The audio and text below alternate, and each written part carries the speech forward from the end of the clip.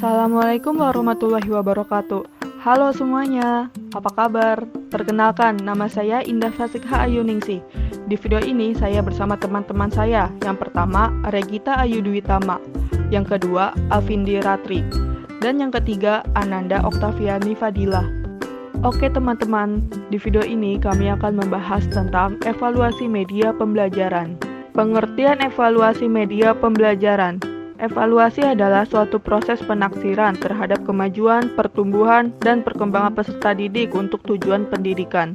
Evaluasi memegang peranan yang sangat penting dalam penentuan suatu kebijakan atau pengambilan keputusan. Tujuan evaluasi media pembelajaran. 1. Menentukan apakah media pembelajaran itu efektif. 2. Menentukan apakah media itu dapat diperbaiki atau ditingkatkan.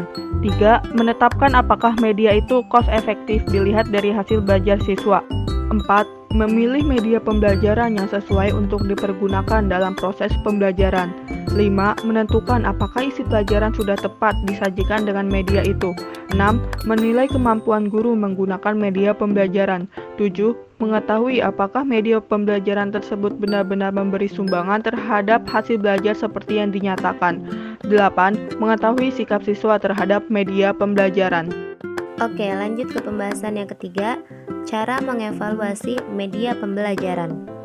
Yang pertama, evaluasi formatif. Evaluasi formatif adalah suatu proses untuk mengumpulkan data tentang aktivitas dan efisiensi penggunaan media yang digunakan dalam usaha mencapai tujuan yang telah ditetapkan.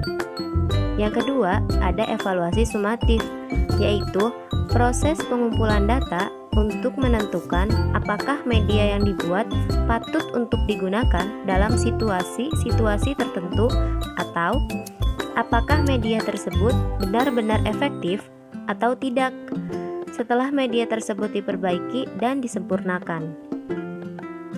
3 tahapan evaluasi sumatif adalah: yang pertama, evaluasi 1-1 atau one-to-one. Yang kedua, evaluasi kelompok kecil atau small group evaluation. Yang ketiga, evaluasi lapangan atau field evaluation. Teknik evaluasi media pembelajaran. 1. Teknik non-tes. Teknik non-tes terbagi menjadi A dan B. A. Skala bertingkat atau rating scale. Skala yang menggambarkan suatu nilai yang berbentuk angka terhadap sesuatu hasil pertimbangan. B. Kuesioner. Kuesioner juga sering dikenal sebagai angket. Pada dasarnya, kuesioner adalah sebuah daftar pertanyaan yang harus diisi oleh orang yang diukur atau responden. Dengan kuesioner ini, orang dapat diketahui tentang keadaan data diri, pengalaman, pengetahuan sikap atau pendapat-pendapatnya, dan lain-lain. 2. Teknik tes. Tes adalah suatu alat atau prosedur yang sistematis dan objektif untuk memperoleh data-data atau keterangan-keterangan yang diinginkan tentang seseorang dengan cara yang tepat. Tes juga bisa disebut sebagai alat pengukur dan penilaian. Tes ada beberapa macam model menurut pemakaian dan waktu atau kapan digunakannya tes tersebut. Model-model tes tersebut yaitu tes seleksi, tes awal, tes akhir, tes diagnostik, dan tes formatif, tes sumatif. Kriteria evaluasi pembelajaran. 1. Relevan dengan tujuan pendidikan. 2. Persesuaian dengan waktu, tempat, alat-alat yang tersedia, dan tugas pendidik. 3. Persesuaian dengan jenis kegiatan yang tercakup dalam pendidikan. 4. Maksud tujuan dari media pembelajaran harus dapat dipahami oleh peserta didik. 5. Menarik perhatian peserta didik. 6. Sesuai dengan kecakapan dan pribadi pendidik yang bersangkutan. 7. Kesesuaian dengan pengalaman atau tingkat belajar yang dirumuskan dalam silabus. 8.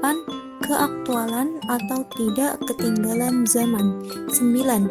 cakupan isi materi atau pesan yang ingin disampaikan, 10 skala dan ukuran, dan terakhir, bebas dari ras, suku, dan gender. Demikian materi yang kami dapat sampaikan, kurang lebihnya mohon maaf. Wassalamualaikum warahmatullahi wabarakatuh.